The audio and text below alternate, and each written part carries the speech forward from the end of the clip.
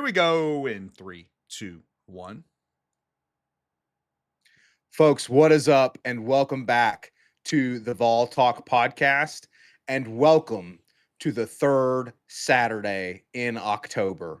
The rivalry that built the SEC, the rivalry that was built by the likes of General Nealand and Bear Bryant. Austin, it is Alabama Hate Week. The third Saturday in October, we are headed down to Bryant-Denny Stadium to create yet another installment of one of the greatest rivalries in sports. And I'm excited to talk about it. Folks, you're here with myself, Blake. You're here with my brother, Austin. We talk all things volunteer sports. But today, Austin, it's all about previewing the Crimson Tide, baby. Yes, sir. Haven't won in Tuscaloosa since 2003. Your boy, Casey Clausen, got the job done in 5 overtimes in that game. So it's been a while, man. Would love to see us pick a win up in Tuscaloosa. Almost got it done in 2023, but some questionable things happened in the second half. Won't rehash those. But excited for this game, dude. I know everyone's kind of been a little bit more down on this Tennessee team lately after a couple, I would say, lackluster performances and wins, Blake, against teams that we are probably a lot better than. So I think as a fan base as a whole, we have lower expectations for this game. But man, it's still not a Nick Saban led Alabama team, Blake. This isn't the Alabama of past. I mean, as far as talent is concerned, I think we're on par.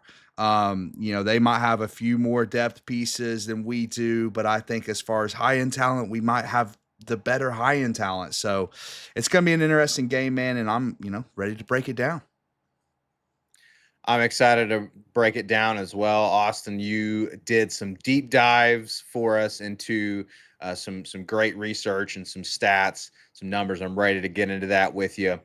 Folks, just a breakdown of our show. Again, today it is all about previewing Tennessee Volunteers versus Alabama Crimson Tide in Tuscaloosa this coming Saturday. So we are, as usual, for preview shows, we are going to break down the offense, our offense, the Vols offense versus the Alabama defense, and we're going to break down our defense versus the Alabama offense. But Austin, today we want to start with a breakdown of the quarterbacks because I think that is the big headline that's going to be coming into this game. You've got Ty Simpson for the Tide, and you've got the fireman, Joey Aguilar, who is looking like the two top quarterbacks in the SEC right now based on pure stats, right? So it's an interesting matchup. We're going to break that down, and then we'll go into our offense and how we match up against their defense, and then our defense versus their offense. And then, of course, we will end with our score predictions. And, Austin, you and I both were feeling a little bit about battered Vol syndrome, but maybe not so much anymore after we look into the nuance of the stats, right? So I'm excited to get to the score predictions. So folks, stick around for that. But first, do us a favor. And as always, please subscribe to the channel if you haven't already. Like the video. That is the biggest thing that you can do to help us is like the video. And then also drop us a comment. Today, drop in the comments what your score prediction is. Look, Austin, I have a feeling we'll get some Alabama fans on this video as well. Hey, that's totally fine. Drop your score predictions in the comments. Tennessee fans, drop your score predictions in the comments. Let us know how you think this game is going to go. But Austin, I am pumped about this week, third Saturday in October. So let's get right into, again, the big headline, which is Joey Aguilar and Ty Simpson. Break it down for us, brother. What is this QB matchup looking like? I think it is going to be the story of the game. It's going to be the key to the game, man. A lot of the time, quarterback does decide a football game because it's the most important position. But especially these two teams, I think both fan bases would agree their team wouldn't be where they're at right now without their quarterback. That's just the reality. Right. Also, before we get into this, I can't believe game day's not here this week. Also, kind of makes me question the Georgia game even more. Georgia Georgia Auburn. Game day should be at the third Saturday in October. I don't really care what the records are. And it's, it's two of the best teams in the country. So I just have to say that. But the reason they're two of the best teams in the country is because of the quarterback play, Blake. These probably have been the best two quarterbacks in the SEC. I have a lot of numbers to back that up, some, traditional stats. And then I'll also like to look at advanced metrics, a lot of that powered by PFF. They give a lot of good numbers and statistics as well. So I'd like to break some of that down. Yeah, I'm excited to break down those kind of nuanced looks as well, because the pure stats are there in terms of these two quarterbacks being the best in the SEC. But we've talked a lot about Joey Aguilar in particular and the things that he has done that a lot of people don't really think about, right? We talk about avoiding sacks, we talk about the pocket presence, that kind of stuff. So I'm excited to jump into that. I'd be remiss, Austin, if I didn't also remind our folks that this is a live premiere, so you are able to chat as well if you're viewing it as it's premiering this episode. So jump in the chat as well and let us know what you think as we go through the video. But Austin, let's dive into it. What are we looking at? Ty Simpson, Joey Aguilar. So, listen, I said I had some basic stats. Yards, Aguilar is first in the SEC. Simpson is second. TDs, Simpson is first. Aguilar is second. So your traditional stats, they've been first and second in the conference. Now, some of the stuff I got from PFF, passing grade wise, Aguilar has been third best in college football in passing grade, Blake, with a 90.2. That's first in the SEC. And Simpson is ninth best in the country, second in the SEC, literally right behind Aguilar with an 86.6 passing grade. And I mean, ultimately, I think the performance speaks for itself, Blake. I mean, you can argue with their grades. A lot of people disagree with PFF grades. But I think if you watch the games, I think these two players have elevated their teams.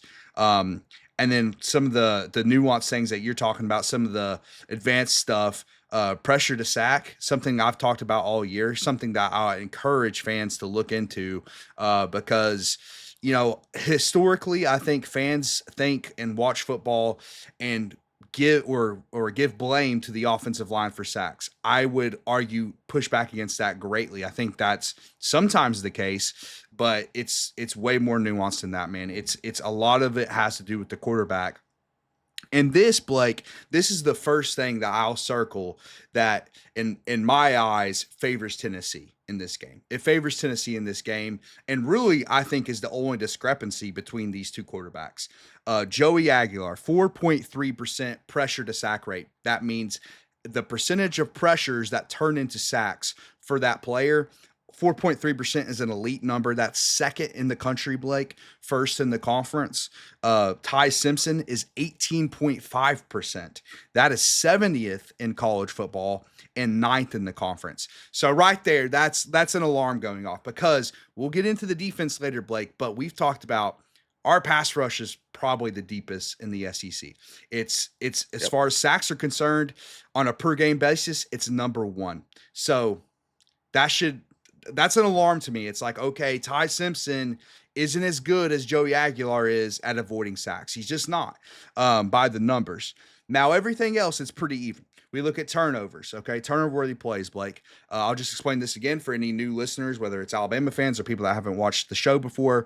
Turnover-worthy play from PFF is basically a metric that says, should the quarterback should he have turned the ball over, whether it's throwing it to a defender or fumbling the ball? That includes plays, and I think I've done a poor job of explaining this in the past, but it includes plays where a defender drops a pass. That's still a turnover-worthy play if they deem it to be on the quarterback on that particular play. So, very important metric, I would say. Very important metric, and it's one that Aguilar has been kind of unlucky in because he's had very few, but has had interceptions, mostly due to drop passes. Aguilar is at 1% turnover-worthy play percentage. That's fourth in college football, the best in the conference. Ty Simpson is at 2.2%.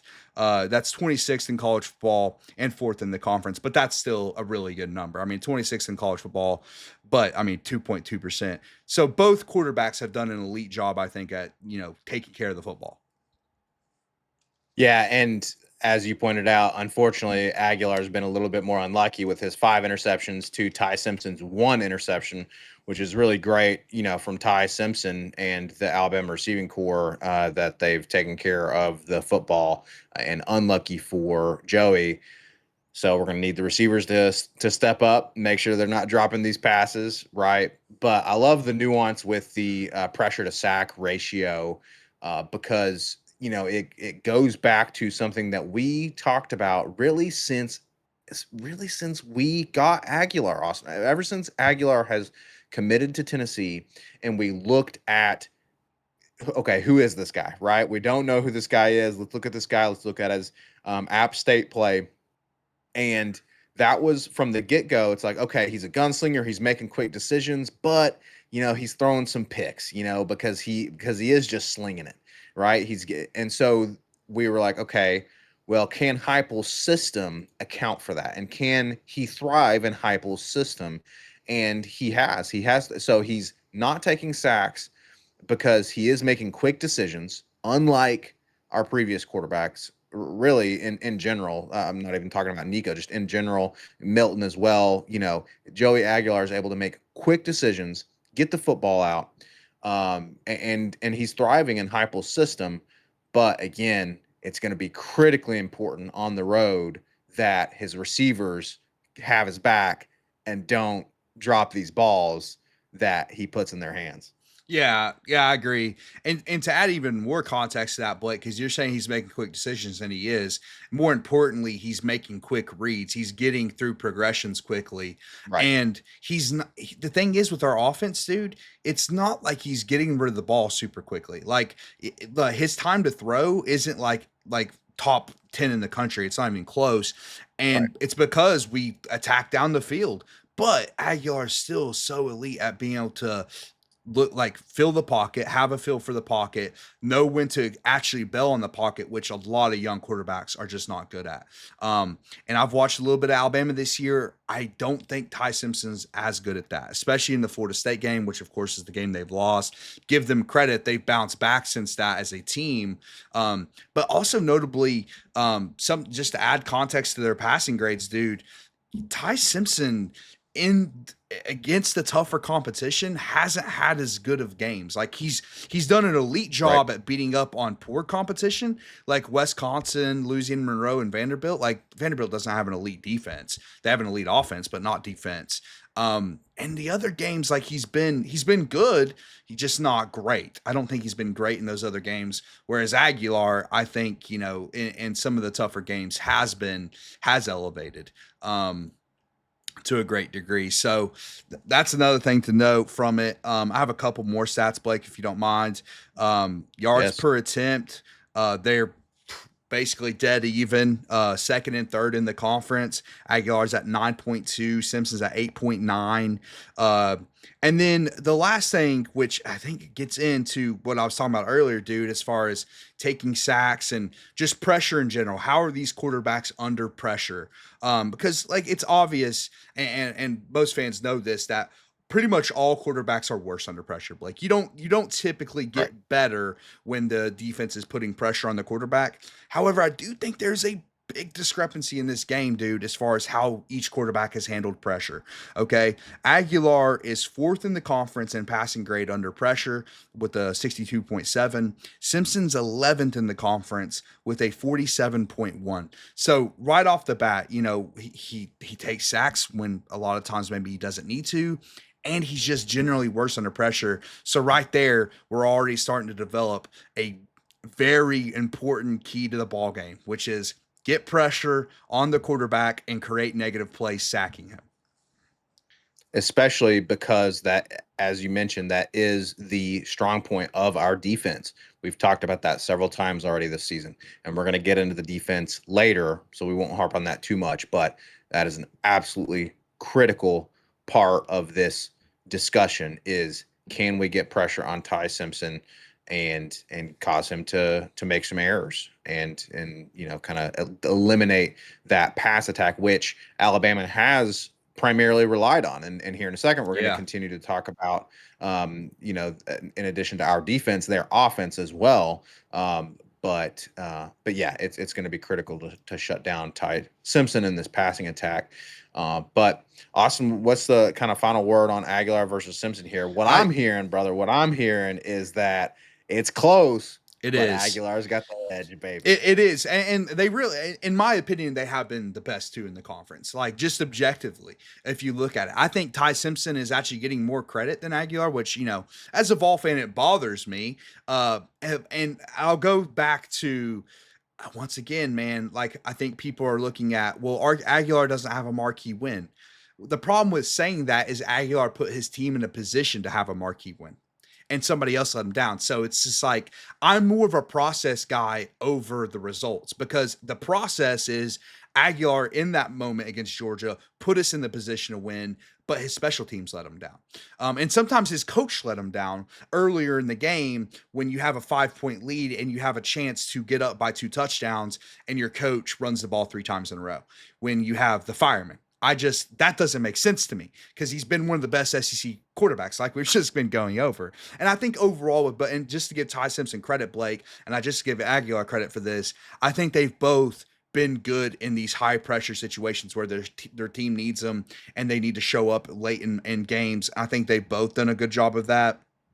They're both elite when kept clean, by the way, as well. I'll say that. Like, that's why, again, one of the big keys to this game is not keeping Ty Simpson clean. Like, you cannot sit back and yeah, and we'll get into the defensive scheme and stuff like that, but it's going to be critical, man. It's going to be critical because he will pick you apart if you keep him clean in the pocket. Absolutely. And again, we're in Bryant Denny. We're down in Tuscaloosa. So you absolutely have to, we can't let them get momentum. We can't let them start carving us up because then it could get out of hand. So we got to shut down Ty Simpson. That's the number one thing for us, and at least on defense. But then the number one thing for us on offense, baby, is let Aguilar cook. And you're Trust him. absolutely right, man. Exactly. You have to Trust him trust him. because if Austin, if we make a 43-yard field goal, then the narrative is completely different regarding marquee wins for Aguilar, right? The narrative is completely different, and I think he would be getting much more credit in the media if we had beaten Georgia. Oh yeah, I think he would be first in the Heisman conversation. I'm actually like I actually think that's just a fact. And it's not even biased Tennessee fan. People look at wins, dude. We would be a top 5 team in the country. We would actually be like number 3, I think, right now because Oregon just lost. So maybe they'd bump Indiana above us. It doesn't matter. Point being is that we would definitely be top 5, and I think Aguilar would get a ton more credit. Listen, we're all worried about the defense in this game, and we're going to get into, maybe there's reasons for optimism. And listen, we're a 9.5 point underdog. So when you're a nine Yep. and a half point underdog, and we know the strength of this football team is our passing attack, and our run game is good as well. But it's really the fireman, man. Like in every time he's been asked to, okay, you need to make a play. Okay, you need to run the clock out against Arkansas. What did they do? They let him run the ball twice, even though I questioned after he went out with an injury, Blake. They let him run the ball twice. What did he do against Mississippi State? We need a drive against Mississippi State. We're down 7 on the road in an SEC environment, and all those stupid cowbells are ringing. What did Aguilar do?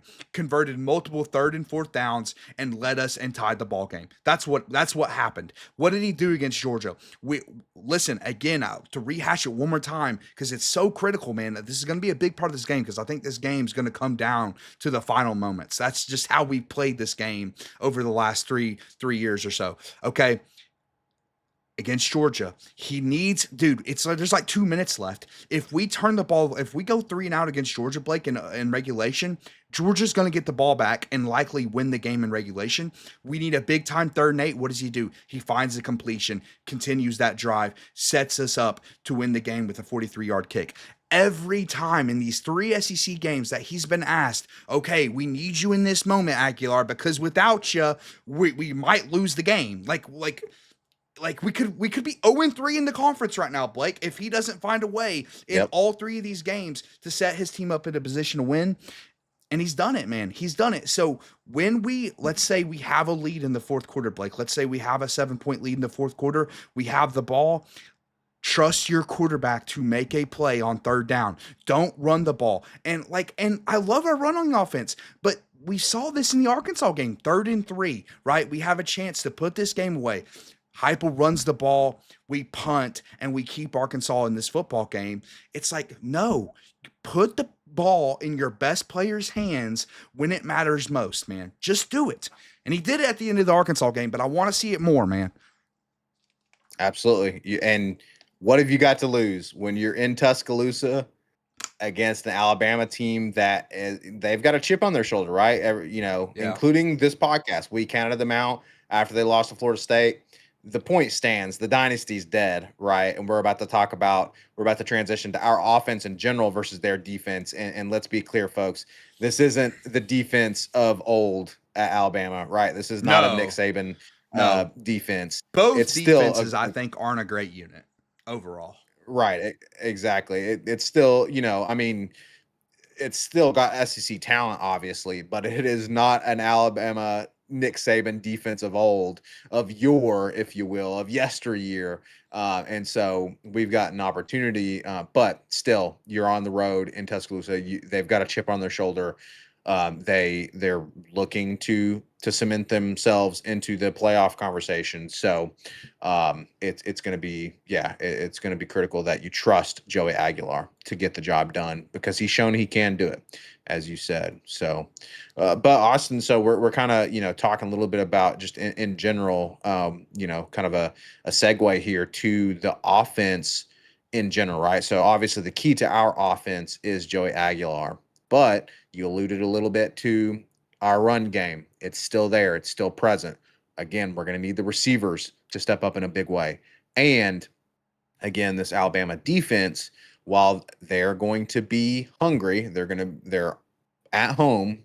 Our offense is going to have to deal with the noise. There are certainly opportunities to carve up this defense. Talk us through kind of what you see in this matchup. Yeah, I mean, you said a lot of important things there. I mean, even though we had to deal with the cowbells on the road, which that was a loud environment, I mean, Tuscaloosa is going to be louder, man. They just have much more Yep. capacity. It's not going to be 40% Tennessee fans. So it's going to be a tough environment. It's another test for Aguilar. But at this point, I just trust him to step up. I mean, he's done it in every situation. So the question will be, everyone stepping up around him, which for the most part they've done this year. I'll start with the potential injuries. Deshaun Bishop and Staley both went down at the end of the Arkansas game. I think they'll both be fine. Heupel said that in his Monday press conference that he expects Deshaun Bishop to play. I don't even think Staley's in the question, so he'll be playing. So the unit should be at full strength, which is great news. It starts up front, man. And that's a cliche, but I think in this game, as far as listen, as Tennessee fans, we're looking, how do we overcome 9.5 point Vegas spread, which by the way, it started at 11.5 points. It's come down since then. So the money has come in on Tennessee, but the reality is, you know, the world thinks we're undermanned, Blake. They do. They think Yep. we're undermanned. So how do we overcome that? Well, one thing I look at on paper, man, I think our offensive line has a huge advantage over the Alabama defensive line. There is not an elite pass rusher on this Alabama team. Their best pass rusher is LT Overton. I believe he's probably one of their best defensive players in general, but he's not elite, man. This is not a group of pass rushers like we've seen in the past against Alabama, like Dallas Turner, Will Anderson. The list goes on and on. I could go on and on about their pass rushers over the last 20 years under Nick Saban, but they don't have that kind of player. They really do not have that kind of player this year. As far as defensive sacks overall, Alabama only has 8 on the season. That is one of the worst in the conference, one of the worst in college football. Whereas Tennessee has 26 on the season, dude. So I mean, it's not a great pass rush unit. And Blake, what have we talked about all year? Our offensive line has been elite pass blocking. They have. Yep. They've kept Aguilar super clean, and when they don't keep Aguilar clean, he's able to escape and make plays anyways. Like it's been really nice, man.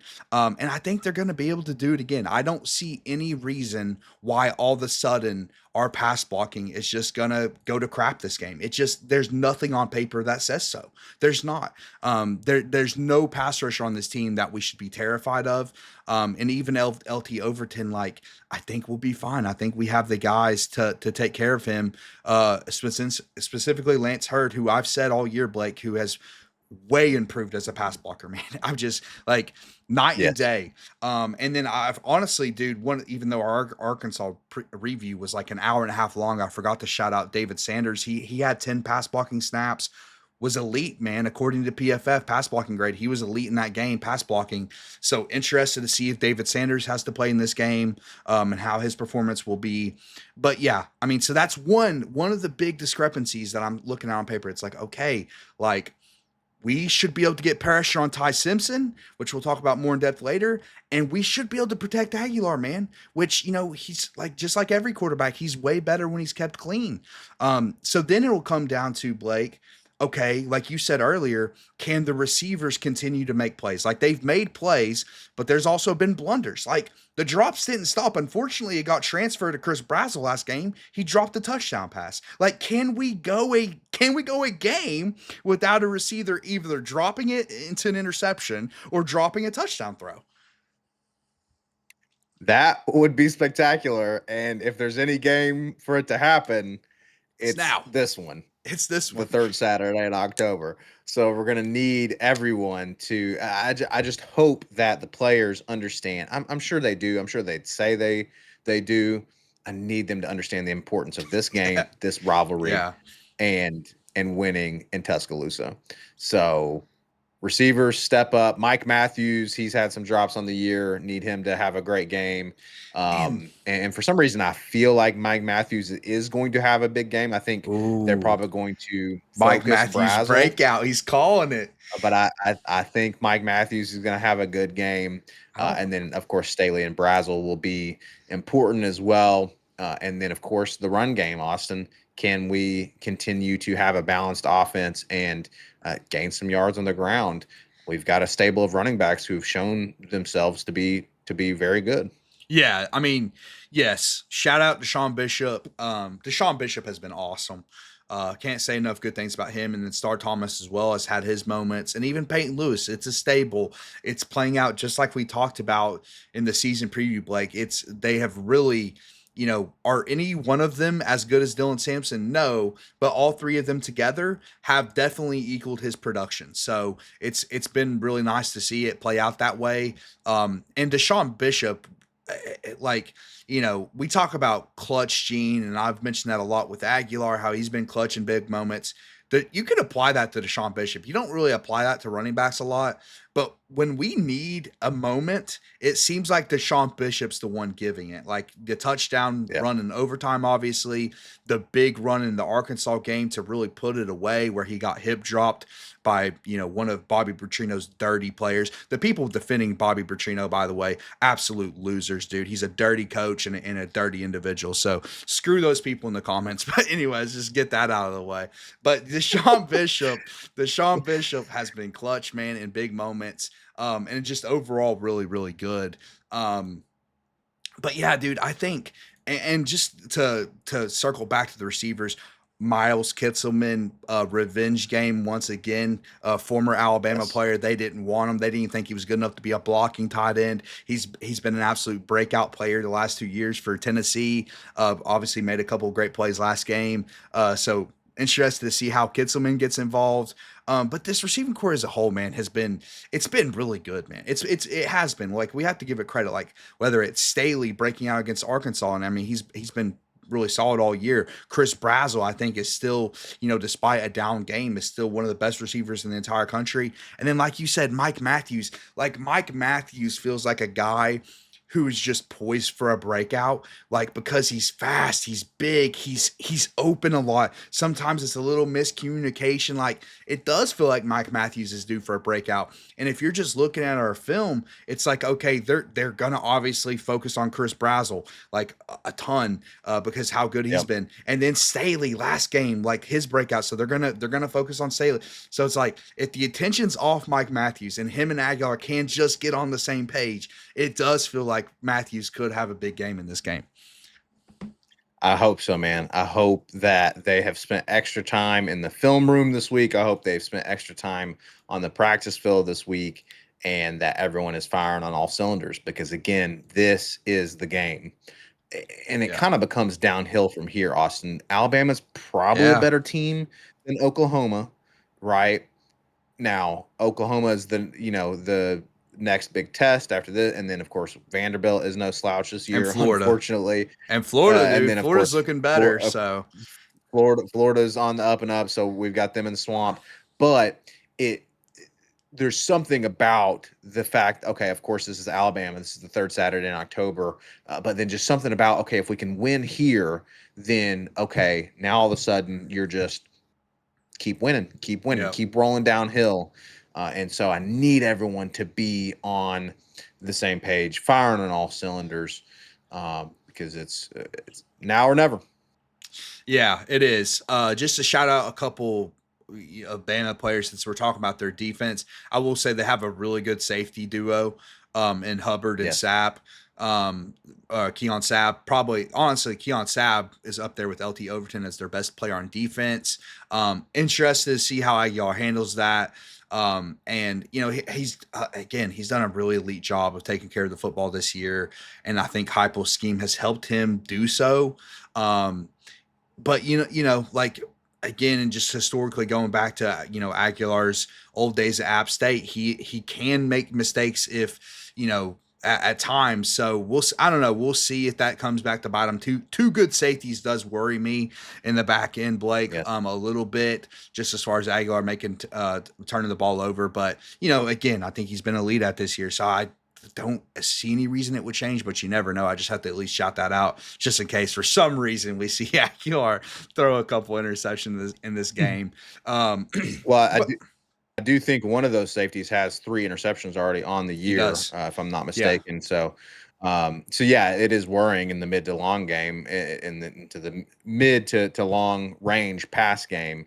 We need to be careful about that for sure. Yeah, yeah. Hubbard is the one with 3 safeties on the year. So, yeah, they have a good pair of safeties. I think that's actually the strength of their defense. Their corners are okay. Like they're just kind of average, I would say, more than anything. So I don't know, man. I think on paper our offense does have an advantage. Again, it's time will tell. We'll see. It's a rivalry. You have to deal with the noise. And yeah, dude, I don't think I forgot to mention this as well. In the Arkansas game, our headsets went out at home. Our own Mhm. headsets went out. Come on, man. I don't know who's running the headsets. I don't know if like that's all on us or what. But when we're at home and we're the only team with the headsets out, give me a break. I don't know. I don't even know what to say to that. I don't know if it's our own fault or if it's the conference's fault. But figure it out. Make sure our headsets are working in this game in particular because we're not at home. Communication is going to be even tougher. So if we need to go buy new headsets or whatever it is, figure it out. Have a backup system, something, Exactly, because man. it's going to be critical to have this communication. Austin, I guess we'll segue to probably the thing that is worrying most people, right? The thing Yes. that's on most people's minds, which is the defense. But real quick, folks, if you like what you've heard so far, go ahead and like the video, and drop us a comment. Let us know what you think. And of course, if you haven't already, please subscribe. Austin, once again, we've been so blessed with some great support from new listeners who found us in some of our more recent videos. And now we're barreling through the 800s in terms of subscribers. So before we know it, we'll be to 900 subscribers. And then after that, 1,000 subscribers. And Austin, we never expected that in a million years, much less after just 1 year of doing this podcast. So, because remember, folks, this is completely independent. This is just me and Austin. We don't, like a lot of these Tennessee podcasts, they've got sponsorships. They've got bigger umbrellas that they fall under. Not us. It's just me and Austin. So, thank you all for that support, and subscribe to the channel if you haven't already. Austin, let's talk about the defense versus Alabama offense. We talked about Ty Simpson. We talked about how important it is to get pressure on him, get him in the dirt. Yes. Okay. But this defense obviously has been just a weird situation. We get the sacks, we've been getting turnovers, but Yeah. we've been giving up a lot of yards. We've been giving up points. And so, and at times it seems like Tim Banks is getting out schemed, right? Yeah. It's going to be absolutely critical in order to win this game, especially because there's an opportunity, Austin. I want to hear your thoughts on this. The weakness of the defense has been the run defense, as we've talked about. Alabama doesn't have a great running attack. They've got a couple decent backs, and of course they probably will look to exploit our poor run defense, and so maybe these backs are going to have a breakout game. Yeah. But the point is that we should be able to match up pretty well with this offense from what I'm looking at. I mean, tell us what do you got for us? Yeah, yeah, exactly. Like because just going back, rewind to the Arkansas game, we did not match up well with that offense. Like what they did well was our weakness, and they exploited that throughout the game. Right, like we saw the running back breaking tackles and running through wide open holes. But you're right, Alabama doesn't have an elite running rushing attack. So we'll start with that, right? Because I've talked about we'll get into the pressure and how we get pressure on Ty Simpson, but everyone wants to know, is there any chance for this run defense to figure it out? Listen, it's been awful. It's been absolutely awful. I'm not. There's no way around that. Like Syracuse had a good rushing day against us. Mississippi State had a good rushing day against us. Which Fluff, he's a good back. So I mean, that's not a slouch. And then Arkansas killed us on the ground. So do we have any chance on the ground against Bama? Listen, I don't know. I don't know, man, because like it's not something that you can just figure out. I think a lot of it comes down to linebacker play, and filling gaps and things of that nature. But it's also not like we have an elite defensive run stuffer on the defensive line either. It's been a lot of issues in the running game and a lot of like I mean, I'm talking like wide open holes that anyone could run through. Like me and you could average 3 yards a carry on some of the holes that we're getting, or teams are exploiting on our defense. So, but get into Bama's rushing attack, right? Because you said it's not elite, and you are correct about that. So they only have they're 12th in the conference in rushing yards per game, which right off the bat's not great. They've relied heavily on the pass game and Ty Simpson. And then Jam Miller, their leading rusher, is 21st in the conference in rushing yards. For context, Deshaun Bishop and Star Thomas are both ahead of him. Like we have 2 players ahead of their leading rusher in the conference. But the most telling thing, because one of the things like running back is a lot about vision, hitting the right hole, whatever. But a lot of it is what are you doing after contact, right? What are you doing to Right. force missed tackles and to get extra yardage? And that's where I think it's interesting. Now, we have not been good tackling, but they're also not good at forcing missed tackles, Blake. So their leading miss or forced missed tackle leader on their team is Ty Simpson, the quarterback, with 8, which is good for a quarterback. But then you look at their running backs; their top 2 running backs only have 6. Both of their top 2 rushers have 6. For comparison, because if you're thinking, oh well, maybe Tennessee's comparable, not at all. Star Thompson and Deshaun Bishop have 17 each, and that's just our top 2 guys, 17 each. So over almost triple what their 2 top backs have, Blake. So they're really not elite at forcing missed tackles. But we have also been really abysmal at missing tackles. So it's like, what Yeah. gives there? What's going to give? And I think a lot of it has to do with at least hitting their guys in the backfield or only 2 or 3 yards downfield instead of 8 yards downfield. I think that's going to be a big part of it because you don't have to force missed tackles if you're given 8 yards right off the rip. Like if the hole is that big and you're given 8 yards and it doesn't matter. So I don't know. That in conclusion, I don't know. It looks like a good matchup. It looks like a better matchup than Arkansas was by far. And, maybe there's something to be said as well. The defense doesn't have to deal with the noise on the road like they do in Neyland all the time. So maybe there's something there. I doubt it because, Mississippi State, as an example, wasn't good in that game either. I don't magically expect this to be like last year's rush defense, Blake, or like the '85 Bears rush defense. It's not going to be, magically fixed overnight. But I do think on paper it's a better matchup than our previous few SEC matchups have been. Certainly, which is, obviously good news for us. We need everything that we can get heading down to Tuscaloosa. But if we can, just improve slightly in the run, defending the run, then how much more does that allow our defense to shut down the strong point of the Alabama attack, which is passing? Ty Yes. Simpson and the passing game. So break that down in more detail. We talked about, hey, we need to get pressure on Ty Simpson. We've got decent cornerbacks. Look, spoiler, at the time of recording this podcast, we do not know yet if Jermon McCoy is going to play. Yeah. Let's assume he's not going to. We still have decent cornerbacks. It's very heartbreaking, but we still have decent cornerbacks, just not a lot of depth. But we do have a great pass rush. So, Austin, what's the key to shutting down Ty Simpson and this Alabama air game? Key number one is getting Jeremy Bernard's quote in the cornerback room nailed to the wall. Yes.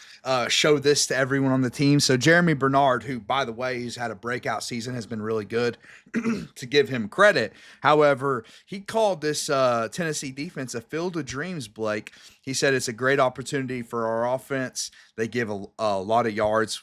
Schematically, yes, we do at times. For us to have an opportunity to go against man-to-man, it's a field of dreams. That's interesting that he said specifically man-to-man. Two things that are interesting about that, Blake. Now, I know Jermon McCoy is probably not playing. However, man-to-man last year, Jermon McCoy absolutely wrecked Ryan Williams, first of all. Secondly, I think, now, honestly, I didn't do deep enough research to know this for sure. I think we have actually been better in man this year than zone. I think what the big problem in the Arkansas game, what helped them come back, because remember, especially if you're an Alabama fan watching this, first of all, welcome to the show. Welcome to Vol Talk. Second of all, if you just looked at the box score for the Arkansas game, Blake, a lot of people maybe not know if you just look at the score. 34-17 in the fourth quarter. Like, we were starting to run away with this football game. And then what happened was conservative scheme all around. Conservative scheme on offense, also getting screwed by the officials. But specifically conservative scheme on defense. Dude, there's a screenshot out there on Arkansas's, I believe, first scoring drive to get back into it. Or actually, you know what? It might have been their second scoring drive to make it a 3-point game where it's like I believe 3rd and 10, but they're on the Tennessee 12-yard line. So they're very close to scoring.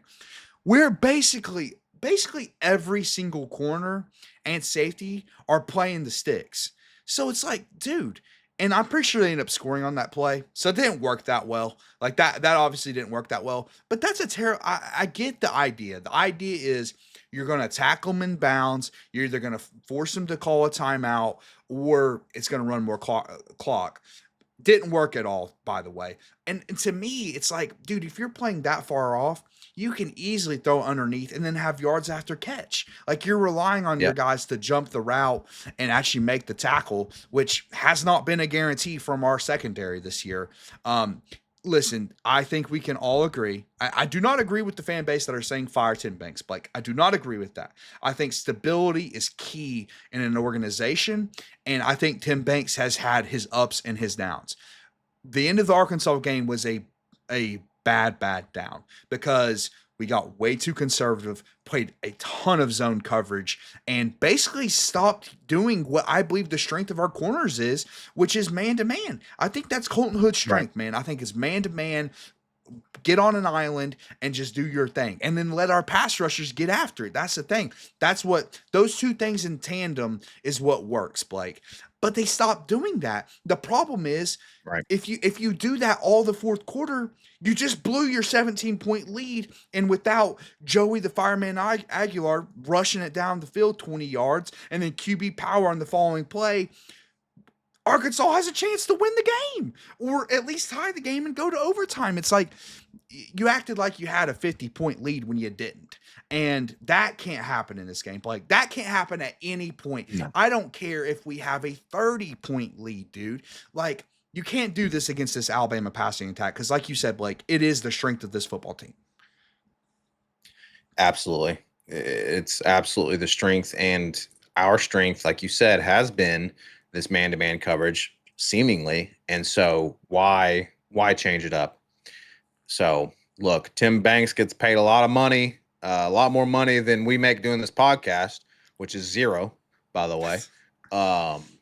Tim Banks makes a lot of money to scheme up a defense, but man, the evidence is starting to mount that hey, we don't need to go conservative, especially when we're trying to milk a lead. But the other side of that, in my opinion, Austin, is we got to keep the pedal to the metal on offense, especially when Yes. you're on the road in Tuscaloosa. But And that that's was another part of discussion. it, dude. That was part of the conservative. It wasn't just being conservative on defense, it was getting conservative on offense, which screwed us in the Georgia game, as we know. It was one of the things that screwed us in the Georgia game. But that's the thing with Tim Banks. That's the frustrating thing with Tim Banks at times. And again, I don't think we should fire him. But like sometimes, like he does play a lot of man to man. He did it all against all game against Ohio State. It's like, well, that's the game where I don't want you to do that because like they have the guys that can beat you. And at that time, we have Ricky Gibson on the other side, who's not a great man-to-man corner. It's like you're relying on Ricky Gibson to go man-to-man against Jeremiah Smith. I just don't think that works. So it's going to be interesting to see how that plays out and see how aggressive Tim Banks is on defense. The one thing that makes me feel good about the passing game, though, is what we touched on earlier, Blake, which is the pass rush. I think we can get after it. Not just from our perspective, right? Our perspective is we're leading the nation in sacks on a per game basis. Have been one of the best pass rushing teams in the SEC, and that's every game, by the way. We beat Georgia up on the pass rush, we beat Mississippi State up on the pass rush, and we killed Arkansas. I mean, without Taylor Green, dude. Listen, if they had a guy, and Ty Simpson is athletic, he's not as athletic as Taylor Green. If we win the pass rush, against Alabama like we did Arkansas, Blake, I mean, we're talking about a 10-sack game. I mean, Ty Simpson can't escape some of the plays that Taylor Green did. So if we can get after it, man, which again on paper says we can. This is not an elite pass blocking offensive line for Alabama. It's not. They have good players. It's a solid pass Right. blocking offensive line, but against good pass rushes, like Missouri. Now, they found a way to win the Missouri game, Blake, but they got a lot of pressure in that Missouri game, man. They got a lot of pressure. And I just don't think their tackles are elite pass blockers. I think our two tackles are much better pass blocking. And I think we have a lot deeper pass rush. That's the thing. We talked about this. It's been one of the stories of the season, Blake, because we talked about coming into the year. What do we say? How do you replace James Pierce? How do you replace Omar Norman Lott in the interior?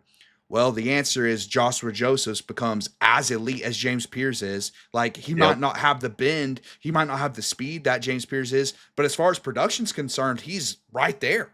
And then Jordan Ross and his breakout, he's been phenomenal. He needs to play more. I'll keep harping the table on that or banging the table to say that because Jordan Ross is an elite athlete. Like he does have the athleticism of James Pierce. He's the only guy that could hawk down Taylor Green and made a phenomenal game-changing play in that game. So, and then the depth, man, Caleb Herring, Tyree West, like the depth goes on and on. But the important X factor, I think, Blake, is we have had a lack of interior rush. Well, that changed this past Arkansas game with David Hobbs coming back. It looks like he has fixed the interior pass rush. So it's like, dude, our defensive line now is looking terrifying against what I don't think is the best. I don't even know if they're the best line we've played this season. I think Arkansas's left tackle is probably the best tackle we've played this year. So it's going to be interesting, dude. It looks like a good matchup on paper, but you're only going to be able to exploit that, Blake, if two things happen. Okay, two things I think have to happen to exploit that. Number one, and this started to happen in the Arkansas game. early start on offense. If you can get a big lead, you force the other team to drop back and pass more. It's just basic logic. If you can get a lead, which again happened in the Arkansas game, it'll force them to pass more. And number two, you can't give up 10 yards of carry, man. If you give up 10 Yeah. yards of carry, guess what's going to happen?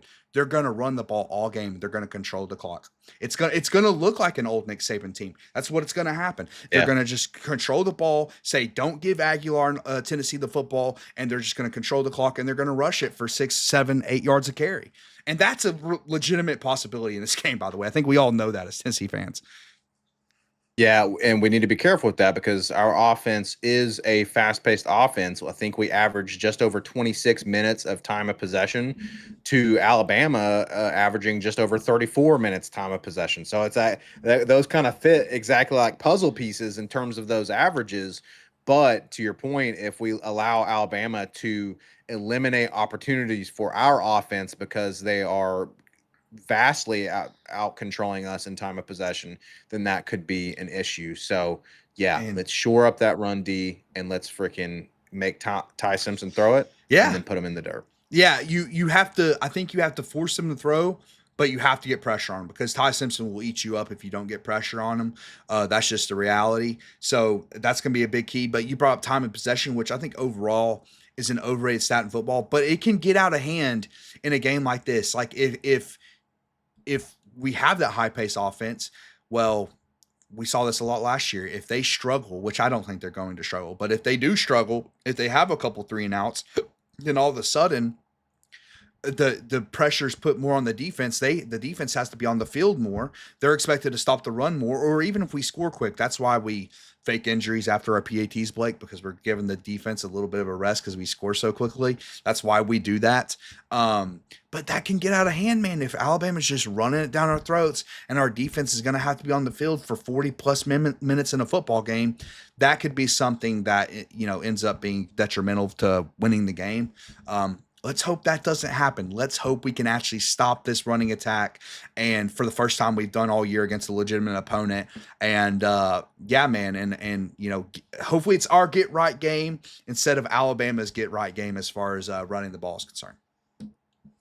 Absolutely. Unfortunately, a lot of times teams tend to have their get right game or their best game against us, whether it's their quarterback or what have you.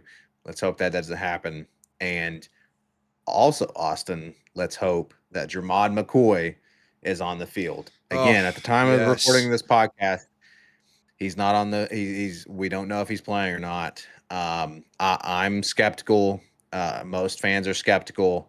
Call it BVS, call it pessimism. I don't know. Yeah. But because there were reports he was supposed to be back against Arkansas and he wasn't. So I'm skeptical. But man, it would be huge if he was on the field. Yeah. Any final words on our defense versus their I offense? just it's unfortunate because we kind of all expect him not to be there, but I am kind of curious if old Brian Williams is kind of pissed at Bernard for saying that because like if McCoy does play.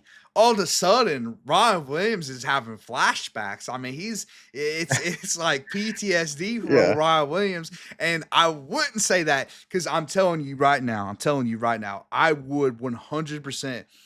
And I'm not going to give away my prediction, but if Jamon McCoy is playing this game, I actually think it is the difference. I think if you have Jamon McCoy and Colton Hood on the outside and the Aguilar in offense, like I think it's a wrap, man. I think it would be an absolute wrap. So we're hoping I mean, I would say it's like less than 10% chance at this point just because we don't have any indication. Although I will say Heupel doesn't ever give any indication. It's one of those things. It's like, we'll see on Saturday. I've said that all year.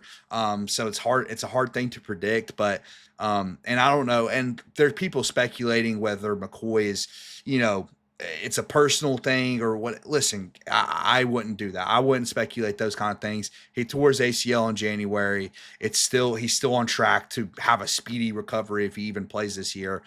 So, with that being said, if McCoy does play, I feel really, really good. If he doesn't, we're going to need other guys to step up, man, particularly run defense. Gonna have to figure it out for sure. I think I've heard that he hasn't even suited up in pads in practice yet, Yeah, which I heard is that again too. what makes me pessimistic that he's not going to play. But man, if there's anything that could encourage him to play, it's that locker room That material quote. that you talked about Oh right at yeah. the beginning of the segment. Uh, Listen, Jermon McCoy ain't a field of dreams. He's a field of No. nightmares. Oh So yeah. Oh it, yeah. if he, you better hope that he's not on the field, because then your dreams are turning into nightmares real quick. So Just Austin, go one ahead. You last got thing on the one. coverage unit, man. I think it's notable that they had their worst coverage game against Arkansas. Like outside of the Arkansas game, and even the Mississippi State game, I think our coverage unit has been pretty good this year. Like it's not, we haven't got on this podcast and be like, oh man, our corners have just been getting cooked. And even in the George game, I mean, we talked about on that 4th and 6 how Ty Redmond was in position, and Ty Redmond, he isn't elite. He's not Jermon McCoy elite, but he's a solid starter. I don't think that's a big problem, man. I think we're all looking at, hey, let's not give up 8 yards of rush. I think that would be a key to victory. Let's not do that. Yeah, pretty simple, right? Pretty simple formula. Figure it out, and I think we're in a good position for sure. So, Austin, I Is it that time? think it's time. I think it's time. We have talked about the big headline: Joey Aguilar, Ty Simpson, the two top quarterbacks in the SEC by the numbers, straight up. We've talked about our offense, our keys to a good offensive performance. We've talked about the defense, keys to a good defensive performance. But at the end of the day, Austin, it comes down to the fact that this is the third Saturday in October. And if you're going to give your all for Tennessee on any day, it is on the third Saturday in October. Okay. Correct. So we need our guys to step up. We need our guys to bring their biggest, best game. We need the coaches to Yeah. bring their best game. We might have to start, Austin, we might have to start adding a segment about, coaching, not just our offense and defense, but, game management, especially with Heupel, right? But at the end of the day, it's college football. It comes down to who wants it more.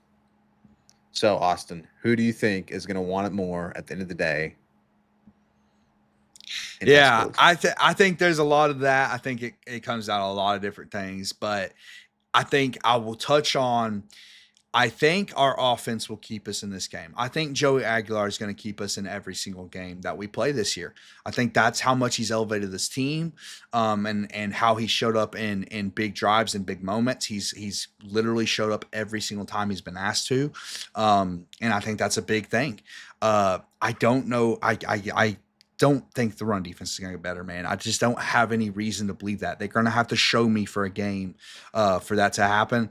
I do think it will come down to the late game management, man. I do. And I don't think Heupel has a good track record of that so far this season.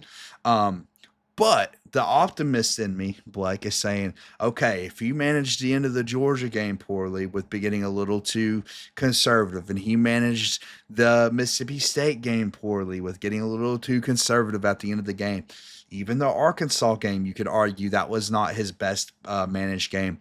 He's due for one, man. He's due for one. He's due for a game where he manages the end of it well. And I think at the end of the Arkansas game, okay, with the QB power after the injury, okay, I was pretty upset about that. I was pretty pissed about that because I'm like, dude, Aguilar just goes out with an injury, but then you run QB power. But it also kind of it. I wonder if it's a philosophy shift, man. It's like, okay, we have a good rushing attack, but guess what?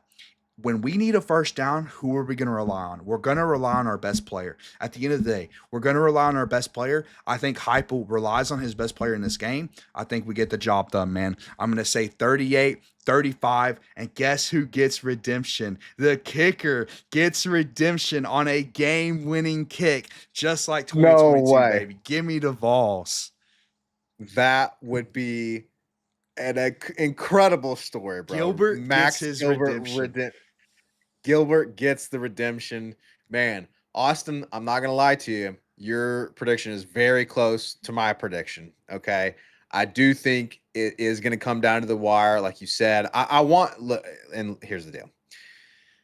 I go through swings, man. Okay. BVS, it's still It's in there. real. You know, there's Oh, still it's real. it's still a battered Vol syndrome. There's still a little bit of battered Vol syndrome down kind of down in the depths of your heart, right? And so coming into this podcast, I was like, man, is this going to be the first time that I predict us to lose? Can't do it, Austin. Can't do Can't it. do it. They got to make sense of go damn Vols. Okay. That's what they got to make sense of.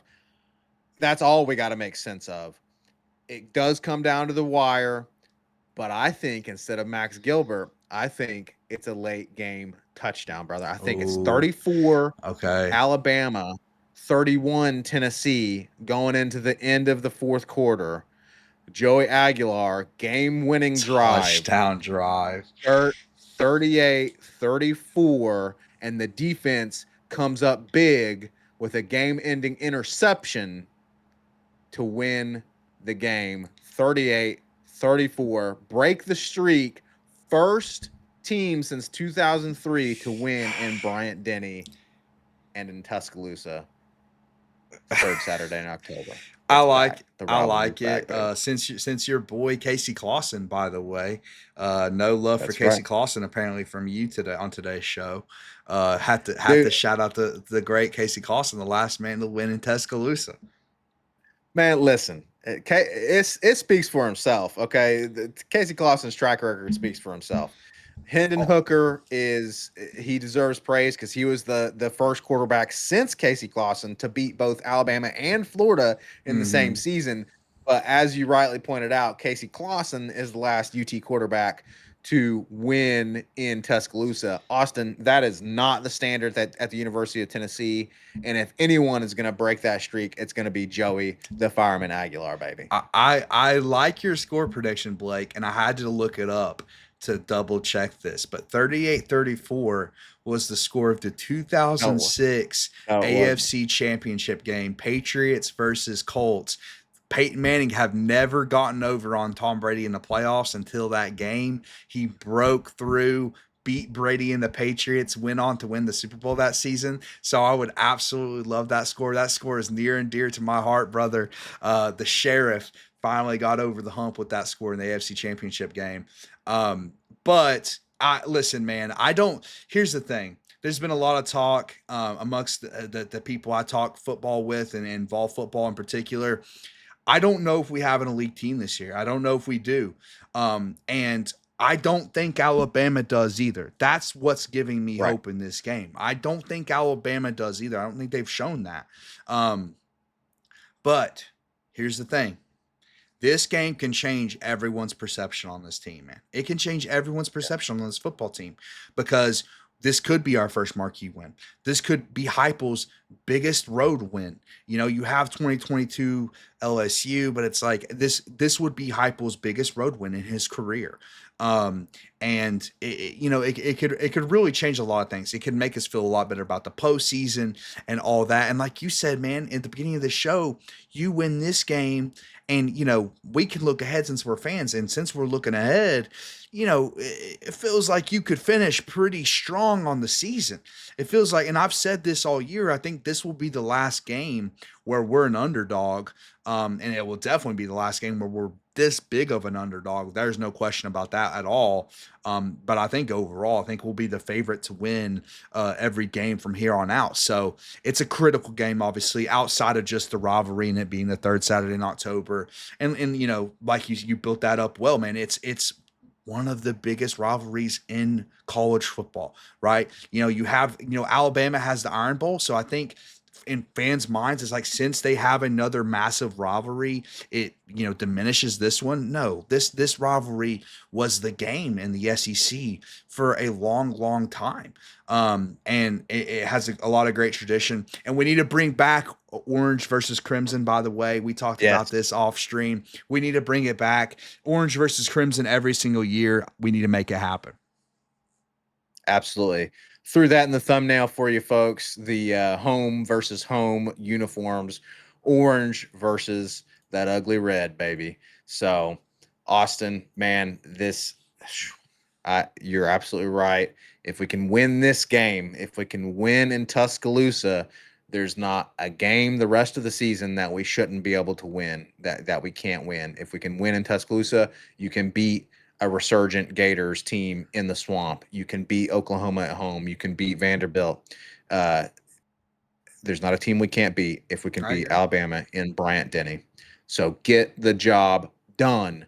Let's win this game. Let's win the third Saturday in October. And Austin, if we do, be starting a streak, baby. 2 in a row. Would True. love to see it. Would love it. Folks, this has been a fun preview show, probably one of our longer preview shows. Usually these are shorter, but man, this is the third Saturday in October, so it deserves a lot of good, hard thought and analysis. Austin, you brought us some awesome analysis, some awesome research and stats. Thank you for that. Folks, thank you for joining for this episode. I hope you have chatted. If you're watching it live, this premiered at 8 p.m. Eastern on Tuesday. But if you're watching it after the fact, drop us a comment. Let us know what you think. What is your score prediction for this game? And of course, like the video if you liked what you heard. Uh, I don't see how, especially if you're a Vol fan, I don't see how you couldn't have liked what you heard. To be honest, Austin, not to pat ourselves on the back too much, but folks, we are going to review the results of the game the third Saturday in October on the third Sunday in October. I think it's the third Sunday in October. The day after the game, Sunday at 11:30 a.m. Eastern. So we will see you guys then. But until then, as always, baby, go freaking Vols. GBO.